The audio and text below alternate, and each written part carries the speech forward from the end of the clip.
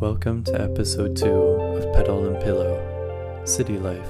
This episode will be all about my many weekend trips to Kyoto, Osaka, and Kobe. Let's start with Kyoto. Kyoto is my favorite city in Japan. From shopping to museums to food, there is so much to see and do. My goal was to see as many cherry blossoms as possible. I started with Arashiyama and Tenryuji on the western side of the city, because first and foremost, I wanted to see the famous bamboo forest, but also because I'd heard the blossoms along the river were pretty spectacular at this time of year. While the Arashiyama Bamboo Grove is a little congested with tourism, I still think it's worth visiting in case you've never seen a large bamboo grove. The sea of vertical green shoots was mesmerizing. The adjacent Sogenshi Tien Garden was a little less busy and bursting with pillowy white blossoming trees.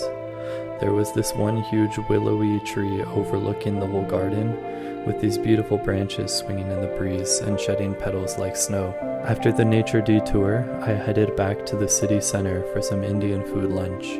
Rivers run throughout the city, and along the banks of the rivers were so many more trees to look at. I meandered eastward, taking photos as I navigated the canals. Then my sweet tooth kicked in, and I visited Papa John's for dessert. No, not the pizza Papa. This Papa is cooking up some pancakes. Following the pancakes, my next cherry blossom destination was the Kyoto Botanical Gardens. I got a nice showcase of every blossoming tree and flower I could ask for. The ensemble of all the different colors throughout the garden was a nice showcase of what I could hope to see while biking around Japan for the next month. Perhaps the highlight of the day, though, was karako for dinner. I ended up going back every subsequent trip to Kyoto. I think it was the heartiness of the pork broth that really stuck with me. After a heavy ramen and fried rice dinner, I decided to settle my stomach with a leisurely bike through the Terasu no Mori, a forest in the heart of the city. I met up with my classmates for the field trip to Kyoto at Nishiki Market around 10 in the morning. I didn't have too much interest in exploring the market. Instead, I zoomed over to Sushi Sei for the omakase, which is like a sample menu of everything. I'm sure it was as good as it looks, but the only thing I remember eating is the uni and being reminded I still don't like uni. Our next meeting point was Fushimi Inari. It's a bit outside the city, so I'm glad the field trip gave me a reason to visit.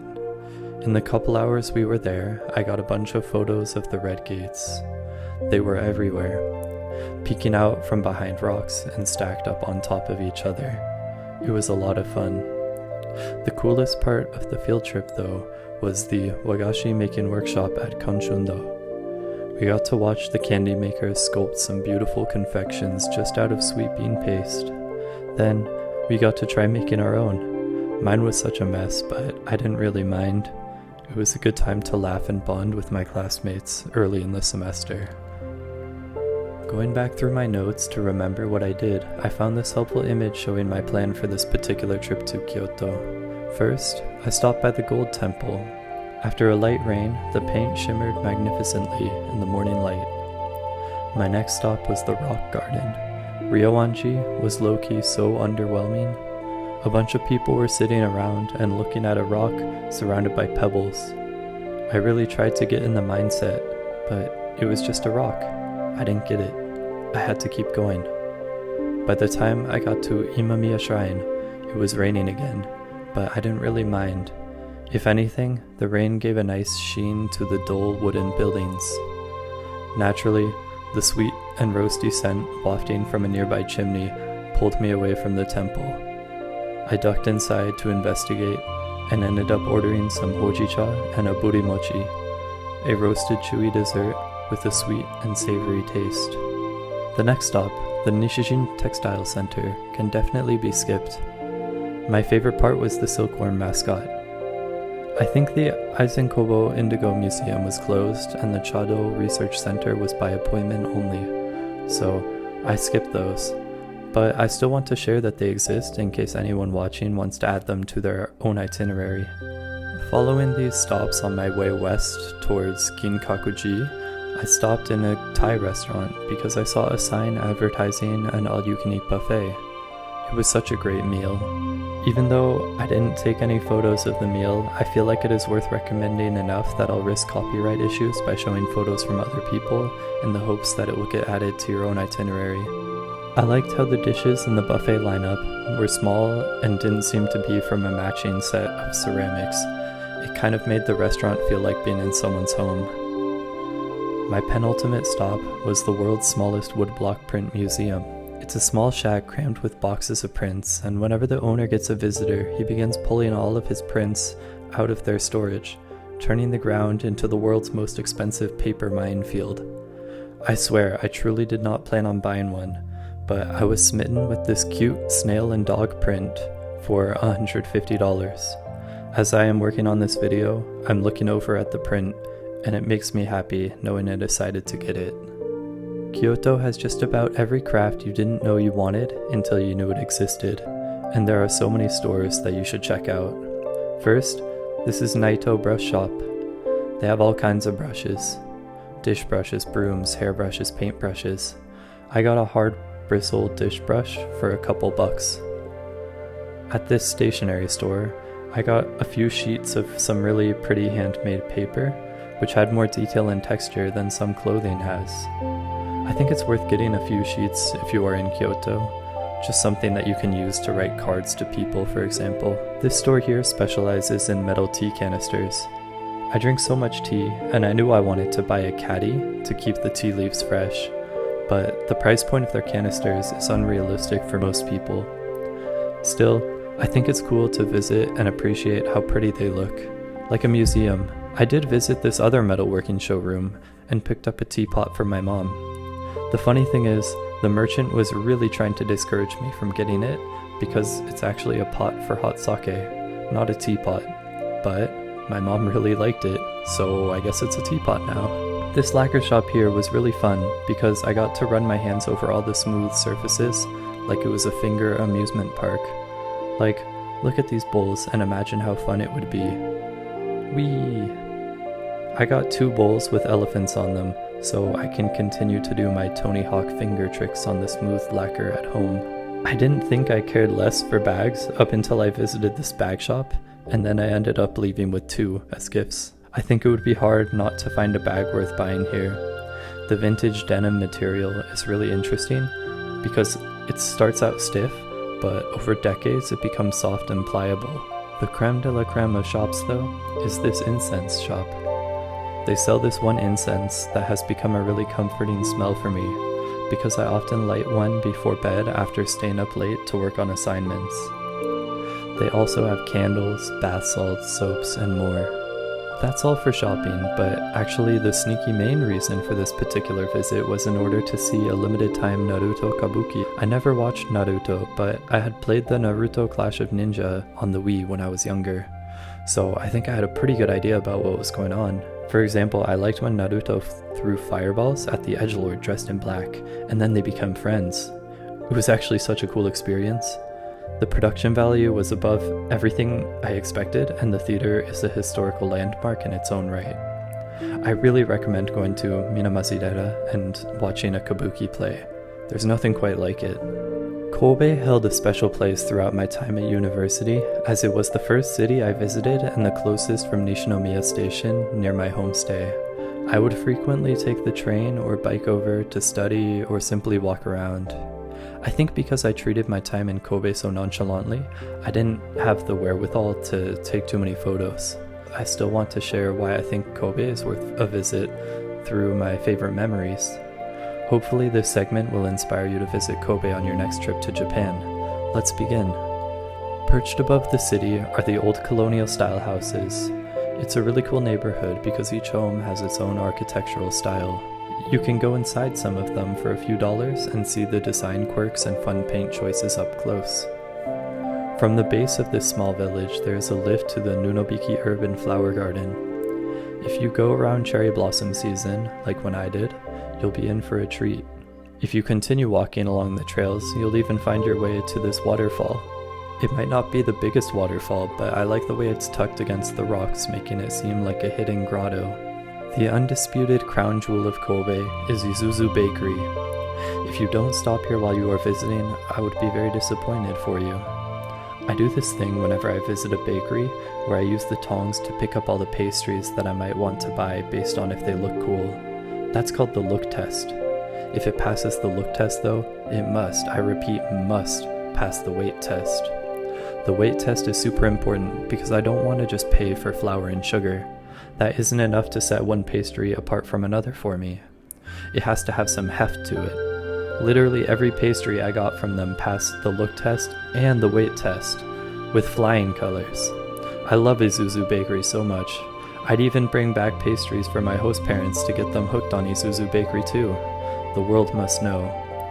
After you get your big bag of pastries, you'll be in the city center and you should stroll along the shopping streets and covered shopping arcades of Motomachi and Nishinomiya station, because there are a bunch of really charming stores tucked under the train tracks that you wouldn't find in bigger cities.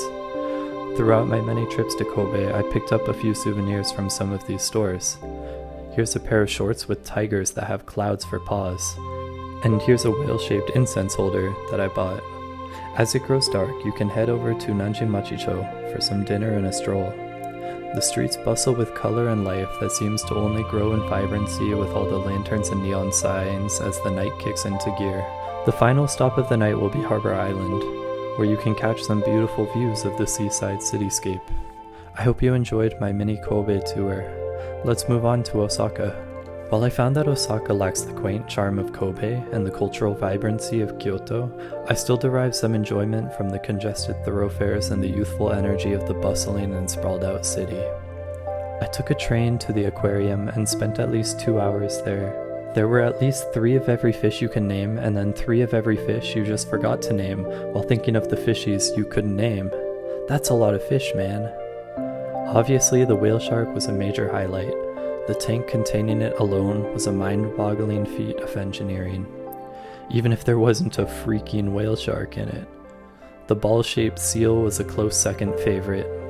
I don't know what brings a seal to look like that, and I felt a mixture of concern, confusion, fascination, and sadness looking at the poor fellow just lying there. A mixture of emotions I never knew a seal could bring out of me. Beyond that, I just had so much fun wandering around and being amazed at all the marine life in all its colors and shapes. I left the aquarium and visited Kuromon Market, a famous seafood street in Osaka. I don't really have photos because I wasn't brave enough to have any of the seafood snacks, but it was still cool to see what's out there, especially right after being in an aquarium. While in the heart of the city, I stopped at Big Camera and Mandaraku. Big Camera was more just for the spectacle, the Osaka aquarium of gadgets, one could say. A multi-story mecca of electronics lined the walls behind panes of glass. At Mandaraku, I bought a couple DVDs and comics. I still haven't read the comics, nor have I watched the DVDs. I know for some people visiting these comic book emporiums in cities like Akihabara and Osaka is the highlight of their trip. And I guess my hot take is that if you want some unique DVDs or manga bad enough, you don't really need to go to a store like Mandaraku in Japan. Just find it online. After strolling around, I got a really random craving for Mexican food, and I found this place. It was definitely not the Mexican food I'm used to in SoCal, but it was enough to satisfy my craving. The plan for the night was to meet some students and go clubbing. I don't remember too much thanks to my first and last time trying vodka and Red Bull, but around 4 in the morning, I dragged myself to an early morning bakery in Osaka Station for a couple pastries. I thought I'd be too tired to be impressed by baked goods after such a long day, but once again I lucked out and seemed to pick a pretty good place to get a snack. If you are in the States, then I'd compare the city to Le Pain Quotidien. It's a bakery cafe that has an emphasis on bright and simple interior with healthy-ish ingredients. At university, I made a good friend with another Californian. Dylan was super chill because he would always be down to join me on whatever adventure I cooked up, no questions asked. We met around noon for the Tenmangu Festival. We strolled around taking in the daytime festivities, and while we waited for it to get dark, we visited Spa World, an onsen with a plethora of different soaking pools and co-ed floors with water slides and saunas. I ended up just staying in the guys only area and alternating between dry sauna and cold pool, one of my favorite fake workouts.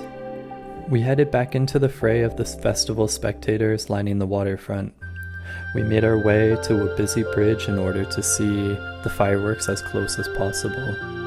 Later, after the fireworks had subsided, we strolled over to Kushikatsu Shichifukujin for a midnight snack. Everything was under $1, so we just tried a bunch of stuff. The next morning we woke up early and got the famous warm sushi breakfast set in the fish market at Endo Sushi. That was another of those meals that will stick with me for life. Fresh, no-frills seafood straight off a fishing boat and into my tummy. I called this trip to Osaka my bucket list trip because it was sort of me just trying to cram in everything I hadn't yet done this semester. First, the National Museum of Art. The building was pretty, but it was sort of overcompensating for too little art. Like most of the interior was hollow space or meeting rooms, and then there were only a few actual galleries with art. The Ceramics Museum was also a really pretty building, and it was cool to see a few cups and bowls for a bit, but there was just too much redundancy. After you see 18 seemingly identical celadon glazed pots in a row, you start to lose your mind. I strolled through the skinny park next door to clear my head. I was mostly excited for my tea time reservation at the 40 Sky Bar and Lounge. The interior is immaculate with floor-to-ceiling windows and crystal chandeliers. The views of the city are world-class. The tea and the finger foods look like a work of art. Ironically, the only underwhelming part about the whole tea time is the tea was just TWGT, which, don't get me wrong, is great tea and all, but it kind of undercuts all the fanfare, knowing that I could have just gone to the store to buy some TWGT instead of them sourcing from a local farm. After tea, I made my way to Osaka's Koreatown. I strolled along the outdoor promenade and regretted not sampling the twirly potato sticks. Then I headed into the covered food area and tried some kimchi as well as a seafood pancake. I spotted a long line heading into a KBBQ joint and decided it must be good. Midway through the line, I was parallel with another restaurant and some people sitting at the bar waved me inside, and I was like, okay. I don't remember if the food was actually good, but the memory of their random act of kindness is what stuck with me. That's all I've got for city life. I hope that you enjoyed the second installment in my Japan travel series. I know there was a lot less biking than my previous episode, and a lot more photos that I didn't personally take. I hope that the unpredictability of my channel brings enriches the charm of what I am doing, as opposed to leaving you wondering what the heck I'll pull out next. In summary, I'd just like to say that I hope my efforts to find and visit some really cool off-the-beaten-path places inspires you to go out and do the same, whether it's while putting together an itinerary for a trip to Japan, or simply planning out your next weekend visit to your closest city to see a museum or eat at a restaurant you've been putting off. Thank you for your time and attention, and I hope to continue entertaining and educating you in future episodes. See you soon!